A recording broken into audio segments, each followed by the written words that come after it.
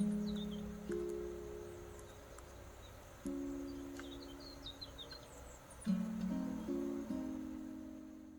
vivons dans une illusion, et ça depuis notre naissance.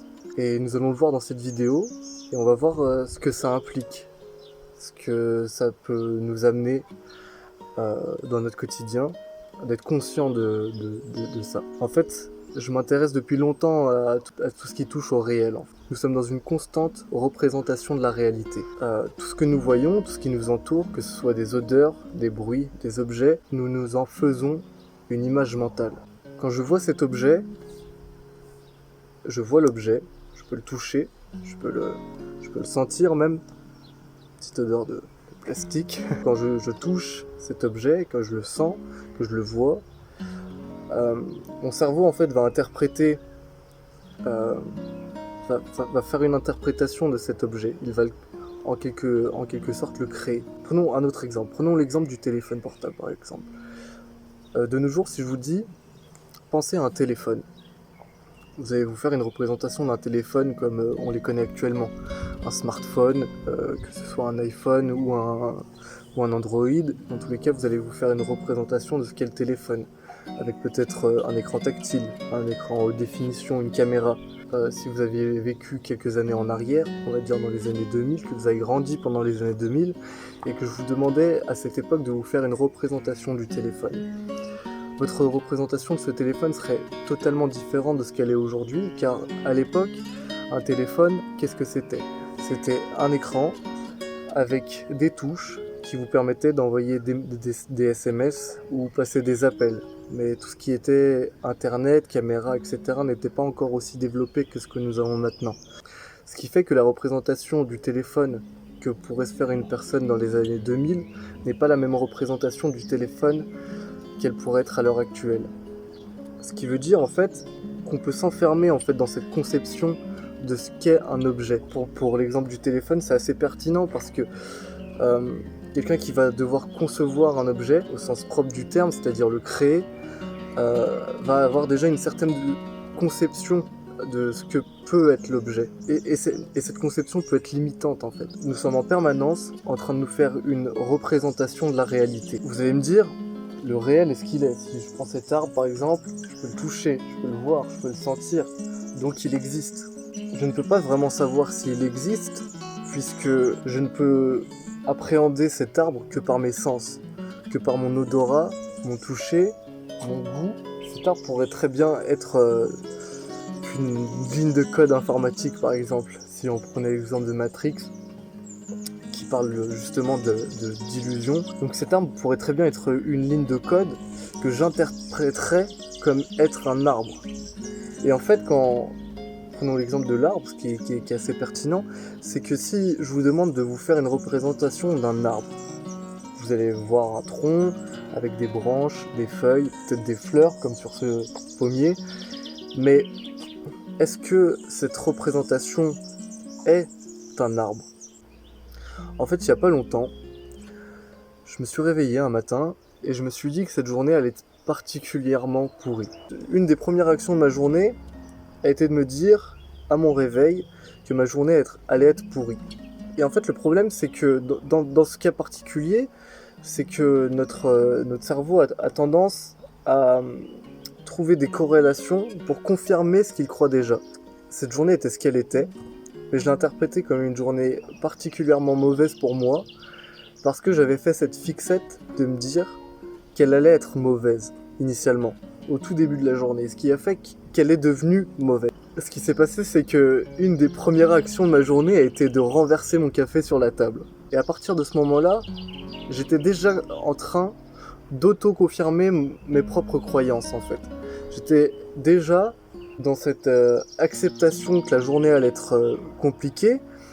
Et en fait, chaque événement négatif qui allait apparaître dans cette journée allait confirmer ma première croyance, qui était que ma journée allait être particulièrement compliquée. Et pourtant, cette journée n'était pas particulièrement plus compliquée que les autres. J'ai eu des journées de travail plus difficiles, des événements particuliers qui me sont arrivés. Je n'ai pas perçu ces journées comme plus difficiles que celles-ci. Parce que justement, mon cerveau avait conceptualisé cette journée comme particulièrement mauvaise. Et chaque point négatif qui arrivait pendant cette journée confirmait ma croyance que cette journée était déjà mauvaise. Et en fait, cette journée particulière m'a fait prendre conscience de la différence entre ce que je percevais être le réel et ce qu'il était vraiment. Et ce qui est intéressant là-dedans, c'est que souvent, nos pensées vont créer notre réalité. Ce qui est marrant, c'est que j'ai vécu des journées beaucoup plus compliquées et que je perçois même avec du recul comme particulièrement bénéfiques. Certaines situations qui sont particulièrement difficiles pour nous, avec du recul, on peut arriver à en ressortir quelque chose de positif en fait, à en ressortir une leçon, à en sortir grandi. Et ce qui fait que je me suis posé la question du réel, de qu'est-ce qui était la réalité, de comment nous la percevions, comment nous l'interprétons et comment nous la transformons à travers nos perceptions, nos croyances, nos sens et nos émotions. Et du coup, je me suis dit que j'étais peut-être pas le seul à me poser ces questions. Et dans toute l'histoire de l'humanité, je pense que tous les hommes se sont posés à un moment cette question de qu'est-ce que le réel ? Qu'est-ce que c'est être réel ?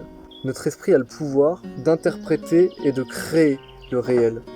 En fait, chaque jour, la première chose que nous faisions le matin, c'était de nous regarder dans un miroir et de nous dire que cette journée allait être particulièrement belle. On arriverait à faire de notre quotidien quelque chose de beaucoup plus beau, de beaucoup plus profond et en fait, nous avons en permanence des croyances qui nous sont limitantes. Quand j'étais au collège ou au lycée et que je me disais que je ne comprendrais jamais rien aux mathématiques, j'étais enfermé dans une croyance du coup négative. Je transformais en fait le réel. J'avais les capacités mentales et cognitives de comprendre les mathématiques.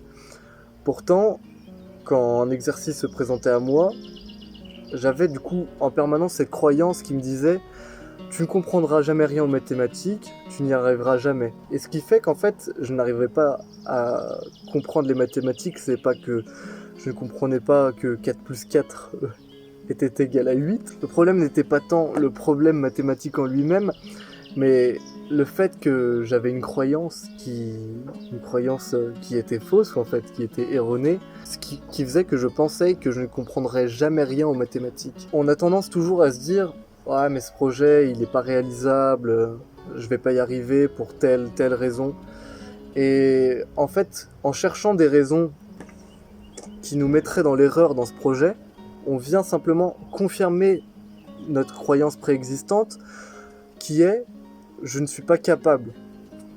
Pourtant, il y a autant d'exemples inverses à cette croyance qui pourraient venir confirmer que vous êtes capable de faire une chose. Et en fait, avant de réaliser cette vidéo, j'ai eu le même processus mental. Qu'à chaque phrase erronée que je dis, à chaque tournure de phrase que je fais mal, mon esprit vient en fait confirmer cette croyance que j'avais préalablement, qui était que je n'arriverais pas à réaliser cette vidéo. Si c'était si facile, tout le monde le ferait. C'est une phrase que nous entendons pas au quotidien, mais que nous avons l'habitude de dire. Quand quelqu'un a un projet qui sort un petit peu de la norme, ou qui sort un petit peu, ou qui peut sortir un petit peu des cases, on va juger ce projet, que ce soit nous-mêmes ou nos amis. On va s'en faire une idée de la réalisation de ce projet et de se dire est-ce que c'est possible de le réaliser. En fait, la question, c'est pas tant est-ce que je suis capable de réaliser quelque chose, mais est-ce que c'est possible. En soi, qu'est-ce qui m'empêche de faire cette vidéo, d'arriver à faire quelque chose de qualité? Ce n'est pas tant le matériel nécessaire ou arriver à s'exprimer, parce que je m'exprime au jour le jour avec mes proches et mes amis, mais mes croyances qui me limitent dans ce projet, en me disant c'est pas possible, je n'y arriverai pas, ou je suis pas assez bon. De tout temps, les hommes se sont intéressés à la notion de réel, à savoir, est-ce que le monde qui m'entoure est réel, ou est-ce que ce n'est qu'une représentation de mon esprit du réel. Quand j'appréhende le réel, je l'appréhende par mes sens, par mon toucher, par mon odorat, par ma vision, et par d'autres sens encore, comme la proprioception, le fait que quand je ferme les yeux, je sais où sont mes bras. Prenons l'exemple d'une illusion d'optique.